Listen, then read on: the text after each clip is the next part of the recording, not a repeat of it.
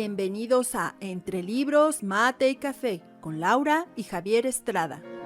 Entre Libros, Mate y Café advierte que las opiniones vertidas en este podcast son de ávidos lectores a quienes les encanta opinar de lo que leen, porque la vida entre libros tiene más vidas.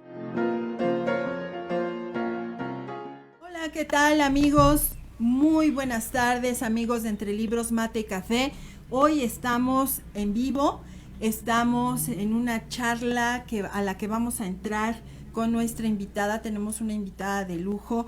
Desde luego que vamos a hablar de cuestiones de la mujer y sobre todo teniendo en cuenta el día de mañana, el Día Internacional de la Mujer, pero vamos a tener un enfoque desde las cuestiones legales, de los contextos sociales, de lo que está pasando en la actualidad con la mujer.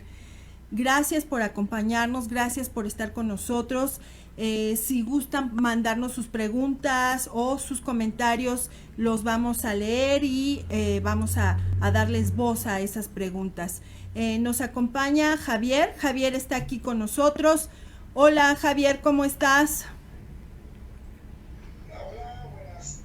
Pues con un gusto de volver a estar aquí en otro episodio más de Entre Libros, Mate y Café, y hoy con este gran invitado que es Jocelyn, y yo creo que esto va a prometer, y sobre todo pensando en lo que va a ocurrir en estos días con el festejo del Día Internacional de la Mujer, pero finalmente son todos los días, ¿no? Pero bueno, hay un día especial.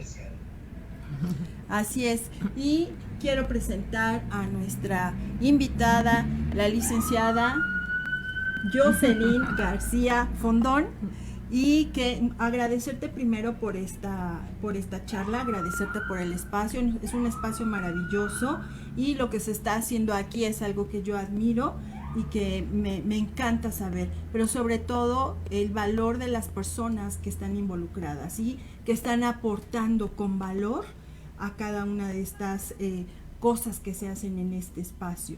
Y en esta ocasión me gustaría que te presentaras más como Jocelyn, como la licenciada, como la luchadora, como la disidente, como la mujer. Claro. Bueno, pues buenas tardes a todos. Javi, qué gusto volver a saludarte, Lau. Muchísimas Igualmente. Gracias por el espacio. Para mí es todo un honor estar aquí con ustedes, cuanto más por un día tan importante, de tanta trascendencia, ¿no? Que viene siendo una lucha social, pues no de hace pocos años, sino de hace muchísimos años, que hemos tenido bastantes avances, pero que en algunas cosas, bueno, pues los sistemas y la violencia sistemática que tenemos, no solo en México, en América Latina y quizá a nivel internacional, no nos ha permitido avanzar como tal, ¿no? Yo les comentaba ya en alguna ocasión, yo soy egresada de la Facultad de Derecho de la Universidad Nacional Autónoma de México. Posteriormente tuve la fortuna de egresar de la Escuela Nacional de Antropología e Historia, donde estudié Antropología Social, y finalmente por la misma línea realicé un máster en Promoción y Defensa de los Derechos Humanos. Para esto yo me he desempeñado como parte del secretariado técnico en una organización internacional que es el Observatorio de Derechos Humanos de los Pueblos, a quienes mando un abrazo fuertísimo y un gran saludo. Son gente que siempre hemos estado trabajando de cerca, principalmente, o bueno, no principalmente, sino la vocera de ese movimiento es Daniela González, quien siempre pues ha tenido esta buena manera de impulsarnos, de apoyarnos y de generarnos una conciencia colectiva. Políticamente yo puedo decir que estoy muy influenciada por la labor que se ha hecho en el observatorio, que tuvo participación en la Noche de Nochixtlán, que tienen un movimiento de mujeres, se le conoce como la Fortaleza, ¿no? Que es la Casa de la Mujer en el centro de Oaxaca, donde siempre se está apoyando a las compañeras, donde siempre se está haciendo una labor social y donde, aunque sí es la Casa de la Mujer, en la Casa de la Mujer entran todos, ¿no? Entran los hijos, entran los esposos, entran los amigos, entran los papás, entran las mujeres, y con las mujeres pues todos están.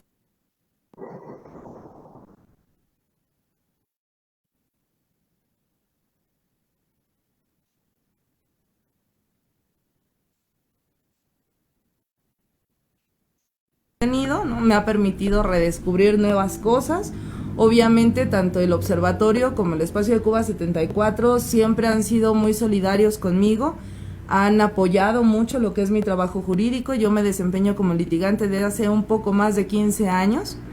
Ahorita, en los últimos años, a partir de 2017, empiezo a trabajar antropología social y a partir de 2019 me enfoco completamente en cuestiones de derechos humanos, donde obviamente tenemos las poblaciones vulnerables, pero principalmente los temas relacionados con la mujer, porque la mujer me parece a mí que es una parte muy importante para la trascendencia de todo lo que socialmente venga a pasar en nuestros países, ¿no?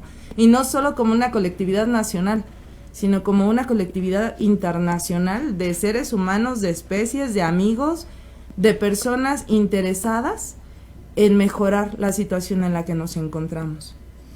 Así es, yo te agradezco mucho todo lo que nos has platicado, es mucho trabajo, mucho esfuerzo lo que estás haciendo y creo que esto refleja lo que por décadas se ha venido haciendo y que aún hay mucho por hacer, aún hay mucho por lograr, hay muchos espacios que aún se nos han cerrado, hay muchas situaciones que aún estamos viviendo en este tiempo de tecnología donde se habla de mucho acerca de los derechos y tenemos los derechos del niño y todo, y aunque la mujer se supone ya tenemos derechos ganados desde hace algún tiempo, pues seguimos viendo que de lo que debiera ser a lo que es, hay una gran distancia, ¿cierto? Claro. Entonces creo que eso es importante que hoy tratemos estos temas, porque normalmente se ha tergiversado, y yo no digo que esté mal, pero se piensa en la mujer solamente en la mujer con la imagen romántica, con la imagen de te doy una flor, cuando la mujer es mucho más allá, y lo que se puede hacer en muchos espacios desde el trabajo de las mujeres y de los hombres que acompañan, es muchísimo más lo que se puede hacer, Javier. Sí, por supuesto, y bueno, siempre el estigma es muy antaño, ¿no? Y hoy por hoy me parece tan válido que las mujeres estén con este brazo levantado por la igualdad, ¿no? La equidad. Y a mí me parece que es una muy buena medida, una demostración de que las culturas van cambiando, los tiempos van cambiando. A veces, lamentablemente, se llegan a ir demasiado sesgado esta lucha, ¿no? Pero me parece que en el punto más objetivo de las cosas, esta revalorización de la mujer en el todo, ¿no? Lo que tú comentabas, como profesionista, madre y hija, etcétera, etcétera, es bien fundamental, porque efectivamente, retomando lo que decía Josh, a pesar de que estamos en una sociedad machista, finalmente el eje de todas las familias son las mujeres. Eso a mí no me queda la menor duda.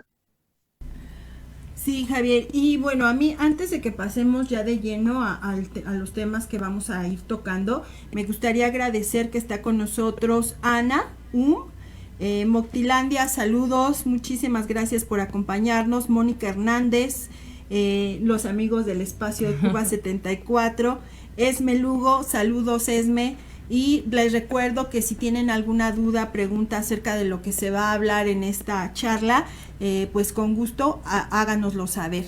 Y bueno, pues me gustaría que entráramos de lleno un poco allá a lo que es este tema a mí me llama mucho la atención toda la cuestión del derecho, cómo se ha venido dando tanto derechos de mujeres, en fin, cuéntanos. Claro, bueno, pues uno de los marcos más importantes que jurídicamente tenemos es la ONU, ¿no? La ONU, que se va constituyendo con la declaración desde 1945 y que para 1947 ya tiene su primera oficina como tal en México, ¿no? Lo cual es de alto impacto. El día de hoy tenemos 193 países que conformamos los países parte de la ONU, ¿no? Que ratificamos los acuerdos, que estamos, digamos, de alguna manera sincronizando nuestros esfuerzos para llegar a una mejor civilización, a una mejor sociedad, ¿no? Ya no civilización, ya hablamos de una sociedad. Y bueno, para esto hay algunos eventos muy importantes que han marcado la trayectoria en cuestión de mujeres, en cuestión de de feminidad, como es la conferencia de Beijing, que se dio por ahí de 1995, en donde es la cuarta conferencia que se hace justamente con el tema de las mujeres. En este momento la ONU tiene una agenda que es la 2030, en donde tiene 17 objetivos. De esos 17, para esta charla en particular, a mí me gustaría que abordáramos únicamente 4, que son los que están más alineados con la cuestión de la mujer, aunque todos tienen esa parte de la importancia y la trascendencia del rol social de la mujer.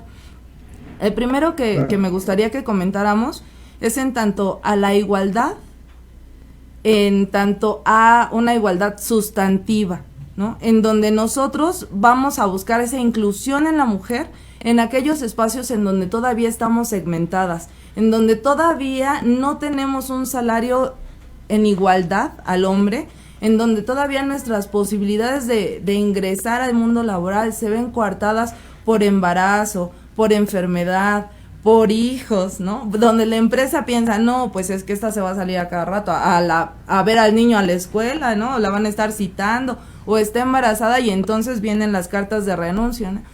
Mucho se da que las empresas te dan a firmar la hoja en blanco en cuanto firmas el contrato de ingreso. ¿Para qué? Pues para renunciarte cuando te embaraces. Una cosa tétrica, una cosa triste para nosotros, ¿no? Y también, bueno, en esta cuestión de la inclusión, no solo estamos pensando en la mujer, en la inclusión en el mundo laboral, sino de ahí llegamos a la inclusión al mundo económico, llegamos a la inclusión en el mundo político, en las decisiones que se van a ir tomando para nuestro desarrollo sostenible, ¿no? No solo como país, sino a nivel internacional. Así también tenemos algunos otros objetivos, como es la cuestión de la paz, la justicia y el Estado de Derecho, en donde ahí la ONU identifica perfectamente que nosotros no podemos tener un mundo de paz si la mujer no está inmiscuida, si la mujer no está formando personas de paz, si la mujer, en vez de estar violentándose a sí misma, ¿no? O violentando a los hijos, o que sigue criando más bien machos, tiene que empezar a buscar esa cultura de la paz. Tiene que empezar a tratar este Estado de Derecho como una parte de la formación social. Si bien nuestros derechos humanos han hecho que, por ejemplo, en México ya no se tutela la familia como institución, sino el individuo, ya no tenemos como figura prioritaria de matrimonio, ahora tenemos la ley de sociedades de convivencia, ¿no? Que ya permite otro tipo de familia. De todas maneras, esas familias muchas veces cuentan con una mujer, sea la mamá, sea la hermana, sea la prima, y también tenemos que empezar a trabajar esta cuestión de la justicia y el Estado de Derecho para irnos dando nuestro propio lugar. De igual forma, dentro de estos 17 objetivos, hay otro que a mí me parece muy trascendente, que es la transparencia, que es lo que va a ir coartando a nuestro Estado para que se comporte como tal, para que cumpla sus funciones, para que dos vectores importantes del Estado de Derecho, administrar la riqueza e impartir la justicia. ¿Cómo la vamos a impartir? En un plano de igualdad sustantiva, en un plano de equidad. Y finalmente nos está hablando del acceso a la justicia para las víctimas.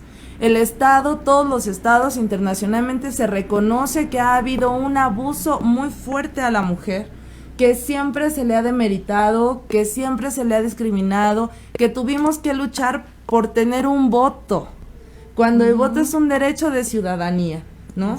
Que hemos tenido que luchar para tener empleos, para tener acceso a los estudios universitarios, a cualquier estudio. Originalmente la mujer no estudiaba, ella se preparaba para ser mujercita y saber cocinar y lavar los trastes y atender al marido, ¿no? Teníamos esas clases de las normas de cortesía, en donde tenías que saber usar los cubiertos, las copas y los tacones. Sí, claro. Ahorita hemos luchado y hemos logrado sobrepasar esos límites. Ahora nos dice la ONU, es importante trabajar la igualdad de género y el empoderamiento de la mujer. Claro que es importante. Tan solo en México tenemos 126 millones de personas aproximadamente.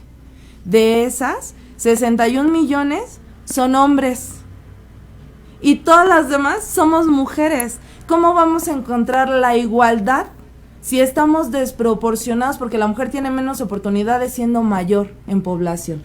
Nuestro déficit poblacional es mayoritariamente de mujeres, claro, ¿no? Y lo vemos ahorita en las universidades, hay más mujeres que hombres. Lo vemos aún en algunos trabajos, hay más mujeres que hombres. ¿Cuál es el problema? Que las oportunidades no son las mismas. Que a igual trabajo, igual pago, no pasa. El hombre gana más. Si alguien va a ascender de puesto, tiene la gerencia un hombre, aunque la que está detrás del hombre es una mujer, ¿no? Entonces, este es nuestro panorama internacional. Esto es lo que nos está diciendo la ONU en su Agenda 2030, donde está procurando la sostenibilidad y está dando una importancia trascendente al papel o al rol social que reivindica las acciones, las funciones y las formas en que la mujer se desenvuelve. Aquí me gustaría que aclaráramos algunos términos, porque siento que se han manoseado muchísimo, claro, como es esta cuestión de la victimización y esta otra palabra, reivindicar, que incluso se ha pensado o se cree que reivindicar es una lucha feroz, cuando en realidad creo que se trata de otra cosa. Sí, claro. Bueno, cuando nos referimos a la reivindicación del rol social de la mujer, no podemos omitir nuestra propia naturaleza. Nosotras biológicamente como mujeres tenemos una lógica racional diferente a los hombres, y nosotras tenemos ese sentido materno, tengamos o no tengamos hijos, el sentido lo traemos de nacimiento. Nosotras somos esa parte comprensiva, esa parte que naturalmente se da, que naturalmente la mujer nace para entregar su cuerpo y reproducir su especie, y eso es un acto de amor. Es un acto de sacrificio de alguna manera en la que tú vas a prestar tu cuerpo y vas a prestar tu salud y vas a incubar un nuevo ser humano para contribuir a nuestra sociedad, ¿no? Entonces, cuando hablamos de reivindicar, no estamos hablando de mujeres que quieren tomar el papel del hombre o que quieren pisotear al hombre. Estamos hablando de una mujer que se concibe como mujer, que se entiende como mujer, que se respeta como mujer y que asimismo puede dar el lugar al hijo, al esposo, al papá, al abuelo, al amigo, al compañero de trabajo, que no demerita. Nosotros cuando nos reivindicamos no es vamos a ir violentamente a romper todo y a querer ser un hombre, no, es nos damos nuestro lugar y con ese sentido materno vamos a dar el lugar a los demás, ¿no? Que es la reivindicación del rol social. Sí, a mí me gusta asociar esta palabra con el desde la propia mujer, más que desde el externo, desde el interior, es recuperar esa dignidad. Exactamente. Esa dignidad que te permite tener un espacio, un lugar dentro de tu comunidad, dentro de tus contextos, desde ahí, desde la dignidad como ser humano, desde la dignidad, desde tus propias peculiaridades como mujer. Tenemos una pregunta que sí me parece interesante, de Editorial Revelación. Nos pregunta, ¿qué complicación representa el trabajar en entornos de este tipo? Tú que estás en un entorno que normalmente ha sido pues para hombres. Sí, bueno, no, tiene un montón de complicaciones, son cosas bien difíciles, ¿no? Yo recuerdo en mi práctica profesional, cuando yo empecé a trabajar, o sea, todo el mundo te quiere chamaquear, todo el mundo te quiere invitar a comer para darte un expediente, para darte una razón. Todo el mundo es un medio voraz, ¿no? El medio de la abogacía es un medio muy competitivo, es un medio muy difícil y para la mujer mucho peor. Que nosotras como mujeres estemos a las 3 de la mañana en una detención en un ministerio público es un riesgo enorme. Desde el Ministerio Público hasta el custodio, hasta el de la tiendita, hasta el indigente que está por ahí. O sea, tú no puedes siquiera ir vestida como tú quieres porque ya es una forma que tú sabes que te va a generar una ofensa, que tú sabes que van a estar tratando de verte más allá de lo que tú estás dejando ver, ¿no? Cuando llegas con las autoridades, muy lamentablemente, ¿no? Porque ellos tienen una capacitación constante en derechos humanos, ellos tienen una capacitación en cuestiones de género, en la no violencia a la mujer, en el derecho a una vida libre de violencia para la mujer. Sin embargo, tú puedes estar ahí y llegan otros 2 abogados y los atienden primero. ¿Cómo por qué? ¿No? Y entonces es donde nosotras, pues al principio, claro, te espanta, ¿no? Al principio sí dices, chin, o sea, ¿qué hago? Conforme uno va agarrando experiencia, dice, ¿sabes qué? A ver, aquí yo llegué primero y por derecho tengo que pasar a mi entrevista. Y por derecho, y entonces es un pelear constante, porque de hecho se acercan con los hombres, con los abogados, ay, ¿qué pasó, carnal? Ahí se están enseñando sus fotos de sus mujeres, ¿no? Se están socializando ahí sus cuestiones de hombres, ¿no? Pues, claro. Pura vulgaridad, pero hacen un vínculo que con nosotras no hacen. Con nosotras, ¿cuál es la opción de acercamiento?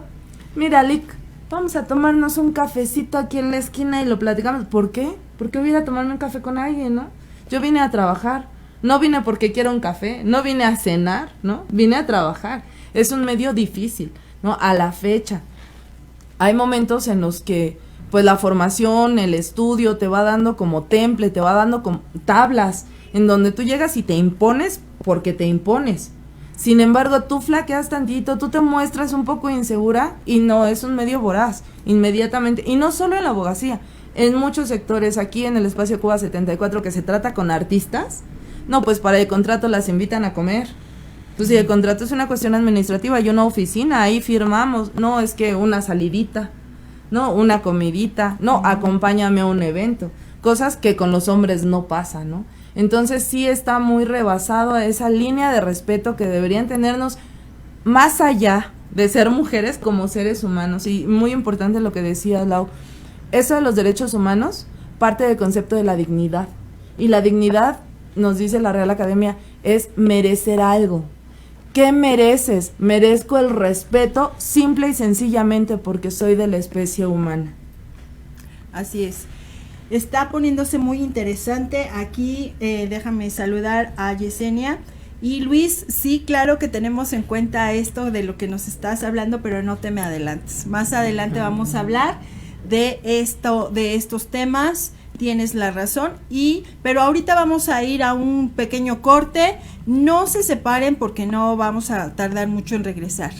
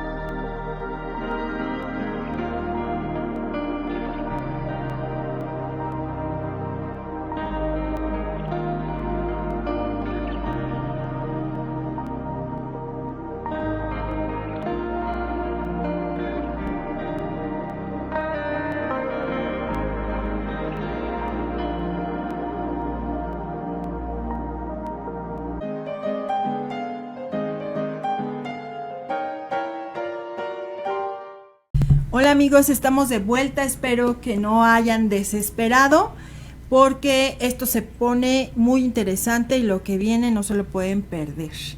Me gustaría que pasáramos a un tema que aunque sé que a mucha gente le pudiera parecer repetitivo, creo que es necesario seguir hablando de esto, creo que es necesario seguir en esta denuncia y en hacer visible lo que se ha tratado de no permitir que se vea, que es la cuestión de la mujer como víctima, y que nos platiques acerca de esto y ¿cuáles han sido tus experiencias a lo mejor? ¿Qué casos has tenido que consideras muy relevantes?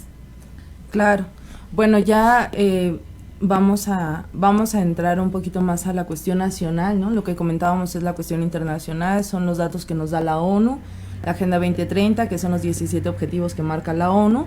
Sin embargo, cuando nosotros pensamos en México hemos tenido una tasa de feminicidios increíblemente alta, ¿no? Nos reporta El Economista que de 2015 a 2023 hubo un 78% más feminicidios, ¿no? Estamos hablando de 7 años en donde hay un 78% más, ¿no? Es una cuestión realmente preocupante. Ahora bien, nos dicen, desaparecen 9 mujeres al día en México. De esas 9 mujeres nos dicen que hay feminicidio. Hay un feminicidio cada 2 horas con 20 minutos. Estamos hablando de unas situaciones bien graves. Decíamos hace un ratito, somos 64.540.000 mujeres, un poco más. Imagínense qué porcentaje, el 78% de feminicidios actualmente, ¿no? Y ahí pensamos, ¿dónde está nuestras instituciones, nuestro gobierno? Ahora, de esa mujer que muere cada 2 horas 20 minutos, 9 de cada 10 casos quedan en impunidad, ¿no? ¿Hacia dónde vamos? ¿Qué podemos hacer? Ahora, la víctima de feminicidio va a responder siempre a cuestiones de género, a que se pertenece al género y ya como eres mujer, pues el hombre siente que tiene derecho, a que tenemos una desigualdad que ya veníamos comentando que es atroz, que nos atropella a todas, ¿no? Que tenemos relaciones de poder y en las relaciones de poder hay que poner ahí un poco más de atención. La relación de poder no siempre es el hombre contra la mujer. Muchas veces es la jefa, es la amiga, es la compañera, es la propia mamá que te está criando como mujer con esas formas de violencia, ¿no? Y bueno, pues la discriminación se privilegia al hombre por su fama pública. Nos dicen los antropólogos, el hombre es la imagen y la mujer es la idea, ¿no? Sin embargo, la mujer dice, se hace esto, y el hombre es el que da la cara, y es el que grita, y es el que pega, y es el que impone. Ahora llega un punto en el que la mujer se invisibiliza, ¿no? Y la mujer no adquiere ese empoderamiento de dignidad. A este respecto, a mí sí me gustaría comentar, hay 2 casos que he tenido pues la oportunidad, no muy felizmente, ¿no? Sin embargo, son casos que han sido trascendentes.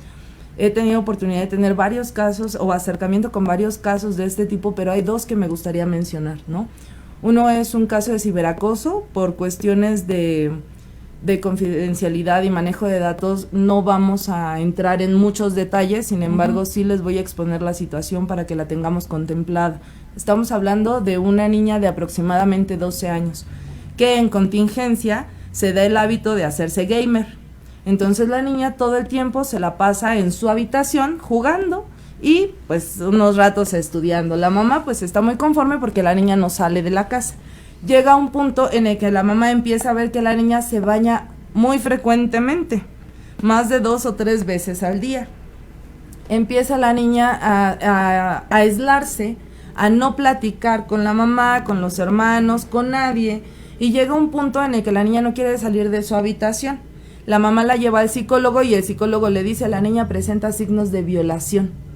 La mamá pues espantadísima, ¿cómo signos de violación? No sale de su habitación, no sale de la casa, de su zona segura. ¿Qué es lo que está pasando? Pues empiezan a indagar y la niña se mete a un juego virtual en el que hace un avatar completamente personalizado y ella se une a un grupo de personas que son de más de 50 años, cuando la niña tiene 12 o 13 años, y entonces en el juego, donde se trataba de ir matando a los enemigos, su propio equipo manosea su avatar, ¿no? Porque además ya tenemos una tecnología tan avanzada que los avatar pueden ponerse ropa y quitarse ropa y manosearse como si fuera una situación real. O sea, el avatar empieza a representar a la persona en virtual, pero es la persona. Entonces empiezan a tener este tipo de abusos con la niña y hay una noche en la que sí le generan una violación virtual, pero una violación, y entonces la niña tiene la afectación psicológica de esa situación. Obviamente para la mamá pues es una gran sorpresa, porque además el psicólogo le dice, tiene signos de violencia física, de violencia psicológica, de índole sexual, tiene una inseguridad muy grande, la niña se empieza a bañar frecuentemente porque se siente sucia. Obviamente, pues la niña se hace un avatar 90, 60, 90, ¿no? Nadie se va a hacer un avatar que sea más feo de lo que ya somos, ¿no? Al contrario, siempre buscas optimizarte. Pues la niña genera esto y termina con un problema gravísimo. Y aquí es importante, lo menciono, la ONU el año pasado estuvo trabajando directamente con la cultura de la paz, hacia una cultura de la paz. En este año, la Agenda 2030 se está enfocando, y la ONU en general, ONU como Naciones Unidas y ONU Mujeres, se está enfocando en las cuestiones tecnológicas, porque se están empezando a ver este tipo de situaciones. Y ahí nosotros nos preguntábamos, ¿qué hacemos? Nuestras páginas cibernéticas, si bien son una frontera que nos permite tener mayor conocimiento, tampoco tiene la regulación que debiera tener. No tenemos, nuestra policía cibernética sí trabaja, pero tiene muchas limitaciones en cuanto a tecnología y en cuanto a la burocracia que la maneja, ¿no? Entonces, este es uno de los casos que a mí me ha parecido de mayor impacto, porque ¿quién se lo iba a imaginar así? Y bueno, pues la niña, a la fecha, esto tendrá aproximadamente, pues cuando inició la contingencia, más o menos ahí de 2019, por mayo, es que me dieron a conocer ese asunto. Y la niña estuvo en psiquiatra y ahorita sigue con un tratamiento psicológico para tratar de equilibrar sus esferas emocionales y para tratar de que ella tenga un pleno desarrollo sexual, ¿no? Porque es lo que más les afecta, ¿no? Ese es uno. Sí, son circunstancias que son nuevas, que muchas veces se piensa, es que es fantasía, sí, pero hay que tomar en cuenta la edad. Ahora, aquí hay tantos factores como incluso como padres, ¿no? Que queremos que estén en una habitación sin salir, los puede resguardar y los tenemos seguros. Sin embargo, están estas ventanas virtuales por los cuales se debe colar y se cuelan muchas cosas, y también ahí es una cuestión sí es muy importante monitorear qué están haciendo nuestros hijos, involucrarnos, ¿no? Claro. Porque pues esto ya llegó hasta esa zona que es la zona virtual. Sí, el año pasado justamente se hizo un documental y yo doy clases en una universidad a nivel licenciatura y yo les preguntaba a los muchachos, a los estudiantes, ¿cuánto tiempo pasas en internet? Todos los teléfonos tienen ahí una aplicación, algo que te dice cuánto tiempo pasaste en internet. Y les dije, a ver, ahorita vamos a revisar cada celular cuánto tiempo pasamos en internet. Yo pasaba 2 horas al día en internet. De mis alumnos, hubo quienes pasaban hasta 18 horas en internet.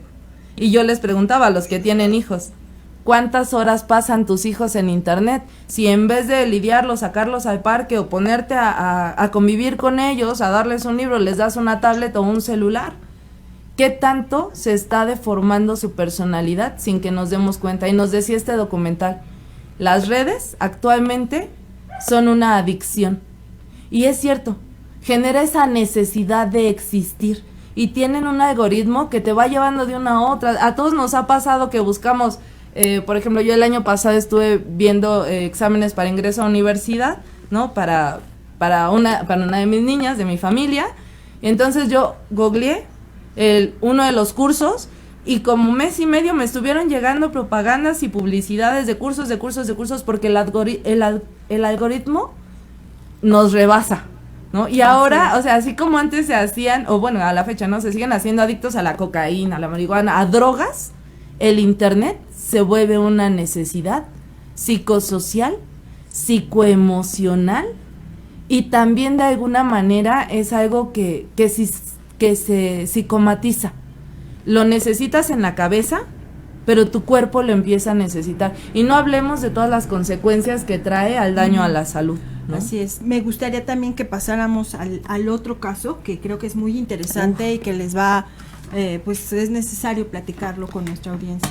El otro caso es una cuestión bien difícil, ¿no? Este es un asunto al que yo me allego por el Observatorio de Derechos Humanos de los Pueblos, que es una organización, les comentaba yo, internacional. Entonces da acompañamiento en distintos países y en esta ocasión se pidió el apoyo en Honduras sobre un caso que es conocido como el caso Lenca, que es el lugar de donde es la muchacha, de donde era la compañera. Ella se llama Keila Patricia Martínez y su caso es el siguiente. El día 6 de febrero de 2021 la detiene un policía de la unidad departamental número 10 de ahí de Honduras, de Intiboca, y la detienen y la llevan directamente a prisión, ¿no?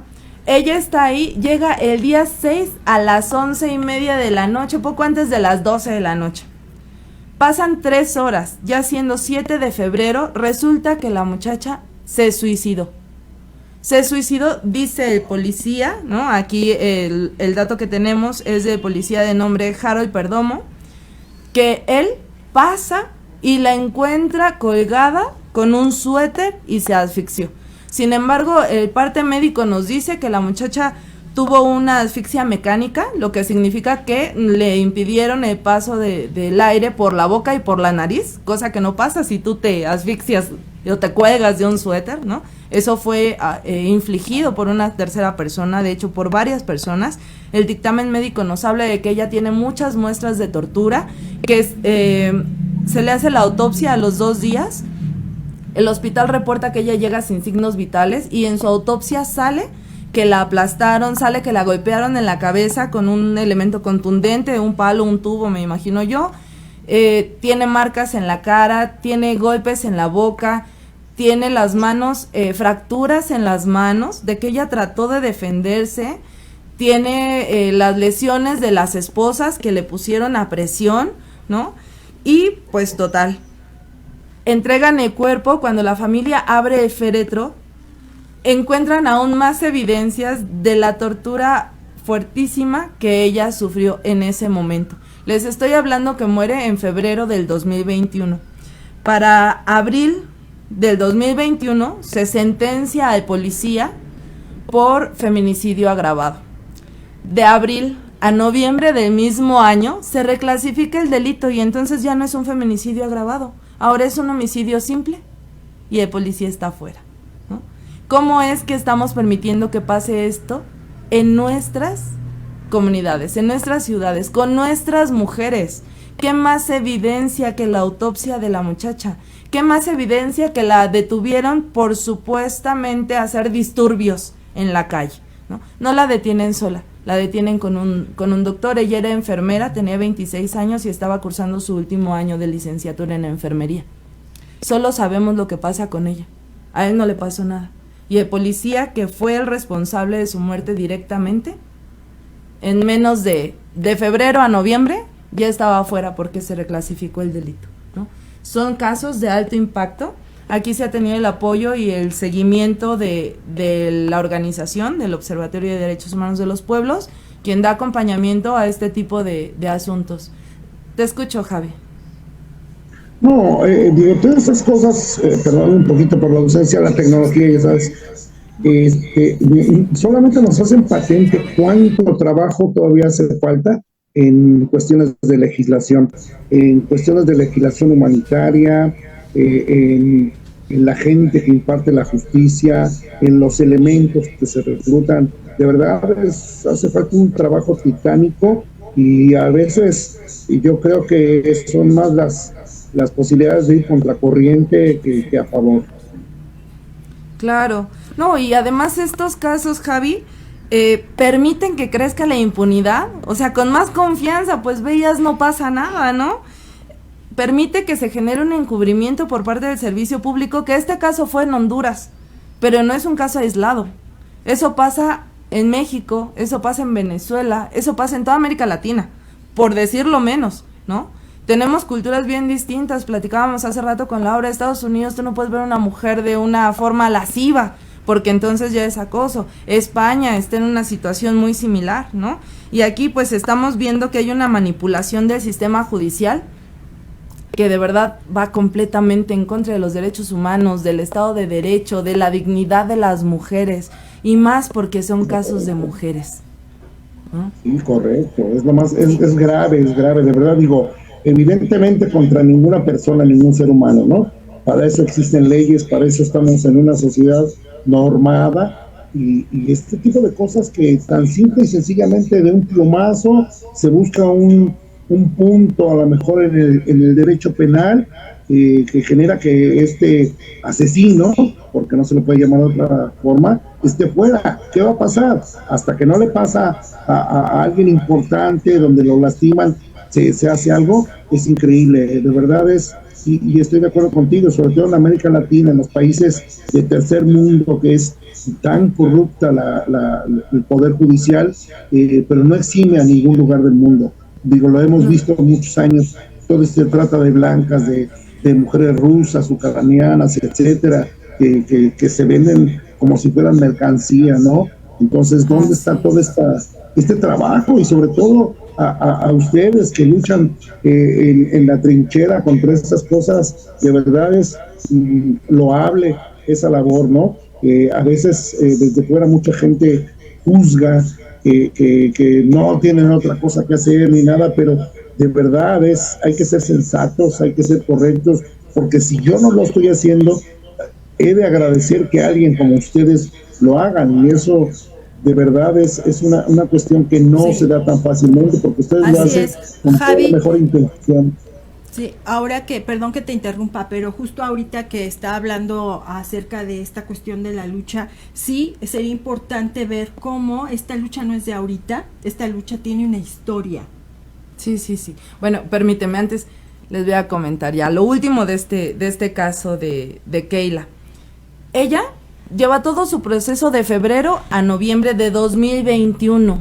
A partir de que se reclasifica el delito, se inicia un amparo. Estamos en 2023 y no hay todavía una resolución, ¿no? Entonces también ahí eso también es bien importante. Mira, para enjuiciarlo y reclasificarlo y darle el beneficio al oficial fue rapidísimo, al policía, ¿no? De ahí a que nosotros presentamos el amparo y estamos esperando justicia, llevamos 2 años parados ahí, ¿no? Vamos a hacer 2 años en noviembre de este año, ¿no? Entonces, bueno, sí son cosas bien importantes. Ahora, decía Lau, veamos la historia. Y ver la historia siempre es bonito, ¿no? ¿Por qué estamos aquí? Por el Día de la Mujer. El día 8 de marzo.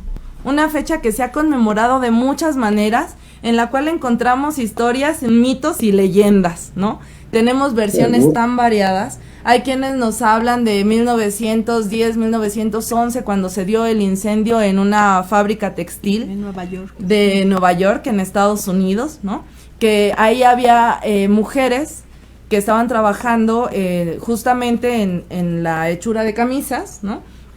Y ellas hacen un movimiento de protesta pidiendo seguridades y pidiendo que se fortalecieran las maneras de trabajo que ellas tenían.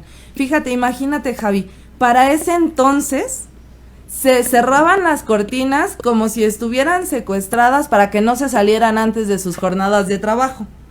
Eso fue la protesta en 2010, 2009. En 2011 se da un incendio casual. ¿Por qué? Obviamente porque no se tenían las medidas de seguridad que se ameritan para una empresa que está trabajando con telas, con algodones. Se da el incendio y mueren 140 y tantas mujeres, entre asfixiadas, entre que se aventaron, porque además no estamos hablando de un primer piso, estamos hablando de un piso 8. Llegan los bomberos y su escalera llega al piso 6. Entonces las mujeres en su desesperación se avientan por las ventanas. Algunas mueren asfixiadas, algunas mueren incendiadas y algunas otras logran llegar a la azotea del edificio y logran salvaguardar su integridad, y salvaguardarla entre comillas, porque eso tiene una afectación a la larga a nivel pulmonar, ¿no? Esa es una de las versiones, que es como la versión que occidentalmente pues nos va guiando. Sin embargo, se habla de muchos años atrás, por ahí de 1845, donde se dan los movimientos en Rusia, donde las mujeres empiezan a tener estas protestas por cuestiones laborales, por injusticias laborales. De hecho, ellas hacen una manifestación en la que su emblema es algo así como pan y paz, ¿no? ¿Qué es lo que ellas buscaban? Sí, danos comida, pero no atentes contra nuestra integridad. Y por ejemplo, ahí pasamos muchos años y llegamos a 1917, en donde Rusia empieza a conmemorar ya cada año este evento, que ellos, recordemos, llevaban un calendario juliano. Por ende, hacían la marcha de la mujer el último domingo de febrero, que venía cayendo entre el 23 y el 25. Pero como nosotros tenemos un calendario gregoriano, para nosotros ese día cae el 8 de marzo, ¿no? Occidentalmente, y obviamente pues por la importancia que tiene Estados Unidos, pues nosotros ya lo establecimos como tal el día 8 de marzo. Pero es un día que se conmemora por muchos movimientos de mujeres que se levantaron, que pidieron justicia, que pedían seguridad, que pedían mejores jornadas de trabajo, que pedían no estar encerradas en su trabajo, ¿no? Como ahorita yo no alcanzo a concebir que vas a trabajar en un lugar en el que tienes candado para salir. Sin embargo, en esos tiempos, pues era lo que se creía correcto, porque cómo le iban a robar una hora de trabajo al patrón si se salían temprano, ¿no? La mujer siempre ha luchado por sus derechos. Cuando tuvimos la Declaración de Derechos Humanos del 45, se empieza a trabajar la declaración. En 1948 tenemos a Eleanor Roosevelt, que es una de las principales activistas, que ella dice, la mujer importa y tiene los mismos derechos políticos, sociales. Vamos avanzando en la historia de los derechos humanos, ahora tenemos derechos sociales, culturales, económicos, y nuestra participación es 100% importante. Y mira, hablando de historia, porque yo no quisiera que nos fuéramos con esta desesperanza, que sí es muy grave la situación, pero sí me gustaría que tuviéramos cómo la historia se sigue construyendo y hemos seguido avanzando. Hablabas de que se trabajaba en términos de esclavitud prácticamente, de encierro.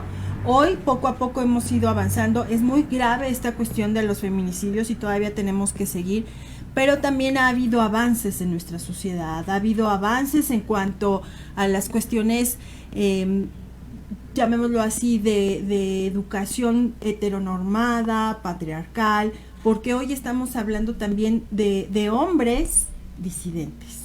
Claro. Estamos hablando de nuevas masculinidades, estamos viendo en nuevas generaciones. A mí me ha tocado, porque convivo con generaciones de millennials por distintas situaciones, y hay otra visión. Y creo que también hay que caer en cuenta que a veces la mujer en esto que está evolucionando pasa de ser víctima a ser victimaria. Sí, claro. Bueno, y aquí también ese es un punto en el que hay que poner mucha atención. La mujer sí comienza siendo, bueno, en la historia, ¿no? En nuestra historia comenzamos sí siendo discriminadas, sí de alguna manera siendo víctimas de todas las represiones sociales, políticas, económicas. Estamos estereotipadas a un rol determinado, que son la casa, son los hijos, es la sumisión, ¿no? Y cuando nosotras empezamos a hablar del empoderamiento de la mujer, entonces estamos hablando de un empoderamiento real. Un empoderamiento real significa que nos reivindiquemos con la dignidad de género que tenemos, lo que no significa tomar represalias o venganzas, o ahora querer ir nosotras y aplazar al hombre, o querer ser el hombre, ¿no? Nos decía un antropólogo también muy, muy conocido, que tiene un texto que se llama Los Condenados de la Tierra, decía: el dominado no aspira a su libertad, aspira a ser el dominante. A nosotras como mujeres en esta trayectoria de empoderamiento nos está pasando exactamente lo mismo. No aspiramos a ser una mujer libre, aspiramos a ser una mujer que oprime a alguien más porque a nosotras nos oprimieron, ¿no? Y entonces pasamos al otro lado, de la sororidad disidente, del empoderamiento de la mujer, pasamos a querer aplastar al hombre. Y entonces, si bien hay nuevas masculinidades que platicábamos ya hace unos días, son aquellos sellos que no se minimizan, que nos apoyan, que nos impulsan. Esos sellos, que son las nuevas masculinidades, todavía es un sector muy reducido, ¿no? Y hay quienes lo traen en discurso, pero en la práctica te quieren mandar, y en la práctica te quieren prohibir, y en la práctica no son capaces de darle la dignidad a la mujer con la que compartieron o compartirán su vida. De alguna u otra manera la tienen ahí sumisa, en una u otra forma, ¿no? Entonces ahí pasamos al momento en el que la mujer en su empoderamiento mal enfocado se vuelve victimaria. Y aquí yo le comentaba a Lau, también bueno, en esta selección que hice de los asuntos que he tenido oportunidad de conocer en materia jurídica, aquí hay 2 asuntos que yo estoy tomando como de alta trascendencia. Uno, por las consecuencias sociales y el impacto inmediato, ¿no? Ahí va una de las muchas historias. Sale un joven con su esposa, con un bebé de meses, a cenar a un lugar público. Entonces tiene a su esposa, la carriola de su bebé y después está él sentado en un banquito. Están comiendo, están cenando. Pasa una chica con una falda muy cortita, una ropa muy pegadita, una chica de aproximadamente 19 o 20 años, que va acompañada de una mujer de aproximadamente 45, 50 años, quien ya tiene preparado un taxi con la puerta abierta y quien ya tenía, digamos, pactado con un policía que se les acercara en el momento oportuno. Pasa la chica joven cerca del muchacho y su familia y empieza a gritar: es que me tocó, es que me quería meter la mano a la falda. Ella lleva una falda muy corta. Es que quiso tocarme, ¿vieron? Y la señora que la acompaña inmediatamente se acerca y hacen escándalo. Sí, la quiso tocar, es mi sobrina, yo estoy viendo, policía, policía, policía. Se baja el del taxi, que también ya estaba preparado. Oye, ¿qué te pasa? ¿Cómo es que le haces eso a la niña? Y se pone una situación bien intensa y venimos a dar al búnker. Ya en búnker me mandan llamar la familia del muchacho, ¿no? Y dice, oye, ni me le acerqué, yo ni siquiera vi cuando la chica pasó, si yo estaba comiendo, si algo teníamos atención era en el bebé, tanto mi esposa como yo que lo teníamos en medio, y yo no la toqué, yo ni siquiera la había visto. Cuando se empezó a hacer el escándalo, yo ni sabía que era por mí. Entonces llegamos aquí, yo empiezo a buscar cuestiones jurídicas, solicito una cámara de la ciudad. Obviamente, pues yo me apersono, bueno, parte de mi equipo, yo no trabajo sola, parte de mi equipo se acerca al puesto donde estaban ellos comiendo, es un mercado, y pide testigos, quién vio que no hizo nada. El dueño del puesto, del local, dice, es que yo estoy seguro, porque yo le estaba sirviendo en el plato cuando ella empieza a gritar. Entonces, total, llegamos a búnker. Cuando yo empiezo a solicitar las diligencias que por derecho corresponde, se me acerca el pariente de la señora y de la muchacha y me dice, mira, abogada, aquí para todo sale, tú dile que nos dé tanto y le otorgamos el perdón. Entonces, esta es una situación bien delicada, porque ya es un modus operandi, decimos nosotros, ya es una forma de estar sacando dinero de este tipo de cosas. Ya es una mafia lo que están haciendo las mujeres sin razón, por un supuesto empoderamiento y porque la victimización que hemos tenido a lo largo de la historia hace que ahora todo lo que dice la mujer es cierto, cuando tampoco es así, cuando también nosotras tenemos que tener un punto de sensatez. Me gustaría pasar a leer algunos de los comentarios porque me parece importante. Estamos casi llegando ya al final, entonces vamos a leer algunos comentarios. Y quisiera que para el cierre, bueno, nos hablaras un poco más de tus proyectos, de lo que sigue, de lo que viene, de lo que estás haciendo, ¿sí? Claro. Entonces tenemos a Juana Rieta que nos dice, estoy completamente de acuerdo con todo, desgraciadamente la tecnología nos ha ayudado mucho, pero tiene sus ventajas y desventajas. Debemos de enseñar desde casa a nuestros hijos el buen manejo de la tecnología y no hacer mal uso de ella. También nos comenta que es cierto que pasamos demasiado tiempo en el celular y también nos pregunta, y creo que para mí sería la pregunta final con la que me gustaría cerrar, ¿qué podemos hacer ante toda esta injusticia? Ok. Bueno, pues la solución es empoderarnos, no solo como mujeres, sino como ciudadanos. Exigir al Estado que cumpla con su administración de riqueza y con su impartición de justicia, dejar de pensar en que qué chocoso, qué cansado y pues sí, presionar un poco la burocracia para que dé las respuestas que debe de dar. Aquí muchas veces decimos entre los colegas, esto es de resistencia, porque vas y te hacen que pases ahí 3 días, tú ya te cansaste, tienes cosas que hacer, tienes un hijo en la casa, tienes una mamá enferma, tienes un trabajo, tienes un montón de cosas pendientes como para estar ahí 3 días, ¿no? Y lo que hacen es eso, cansarnos.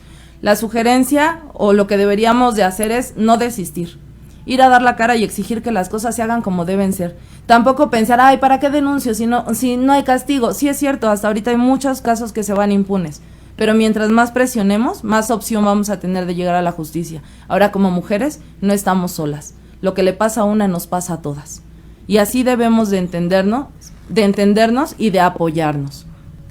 Excelente mensaje. Y bueno, yo quisiera nada más hacer como un gran resumen. Creo que en este tiempo, en este día, el día de mañana, tenemos que reflexionar. Me parece que debe ser un día más que nada de reflexión acerca de la dignidad como mujeres que debemos recuperar. Me parece que debemos recuperar también el enfoque de una lucha o de una disidencia que realmente respete la individualidad de cada persona, aun que vayamos en busca de la igualdad en lo que es trabajo, lo que es todos los contextos en los que nos movemos, ¿no? Y sigo creyendo que, como tú bien lo decías, al final debemos apegarnos a la justicia, a las leyes, y que aunque nos cueste trabajo, es una lucha que no podemos dejar, que no podemos bajar los brazos y decir, no se hace nada, entonces yo tampoco hago nada, ¿sí? Claro. Javier, estamos por despedirnos. ¿Tu comentario final? Sí, yo creo que hay mucho que hacer, mucho se ha logrado, también hay que reconocerlo. Pero sí, también aquí habría que plantear, ¿no? Hay que rehacer, reconfigurar los sistemas educativos, porque finalmente también esto es una consecuencia de un libertinaje donde los valores, el amor a la familia, las expectativas de vida se han ido perdiendo, ¿no? La facilidad que nos da la tecnología hoy por hoy, pues nos acerca con muchas gentes y nos aleja de las personas. Entonces, yo creo que hay mucho que hacer y sí pensar que la educación debe ser el bastión fundamental para el crecimiento de las personas, para que cada uno pongamos nuestro granito de arena para fortalecer toda esta lucha de las mujeres y de todos, ¿no? Pero finalmente hoy estas situaciones tan críticas con las mujeres, hay que estar codo a codo y hombro a hombro con ellas. Así es, me parece muy bien lo que ha dicho Javier, debe ser una lucha de todos. Claro. Y por último, si nos platicas acerca de lo que estás haciendo, si nos das algún medio de contacto que la gente que nos está escuchando y viendo te pudiera hacer llegar alguna pregunta o alguna consulta. Sí, claro, bueno, pues yo tengo el Facebook personal, que es Jocelyn Gafo, separado, Jocelyn, espacio Gafo, y tengo el estudio jurídico, que es el que yo encabezo, se llama Derechos y Libertades, lo encuentran así en Facebook también, estamos a disposición. Y bueno, para cerrar ya con esta conmemoración del Día de la Mujer, sí me dirijo a todas nosotras. Ni estamos solas, ni estamos ciegas, ni estamos para tolerar lo que debiera respetarse, tanto hacia nosotras como de nosotras hacia los demás. Yo les invito a que se acerquen, a que se empoderen, a que tengan dignidad. Yo no espero de la mujer que ame a todos, con que empiece a amarse a sí misma, las cosas van a ir evolucionando. Les agradezco muchísimo el espacio, Lau. Creo que nos faltó tiempo, hay muchos casos que a mí me gustaría compartir, ¿no? También como una forma de denuncia, también como una forma de que se vea que la ciudadanía no está dormida, ¿no? Y despierta uno y les digo yo, despertamos todos. Muchas gracias. Gracias a ustedes y gracias a las personas que nos siguieron. Y sí, efectivamente nos faltó tiempo, pero también, por favor, ahí en redes sociales búsquenos como Entre Libros, Mate y Café, mándenos sus sugerencias para temas, sugerencias de invitados y vamos a procurar tener esos espacios. Les agradezco su atención. Javier, muchas gracias y recuerden que la vida entre libros tiene más vidas.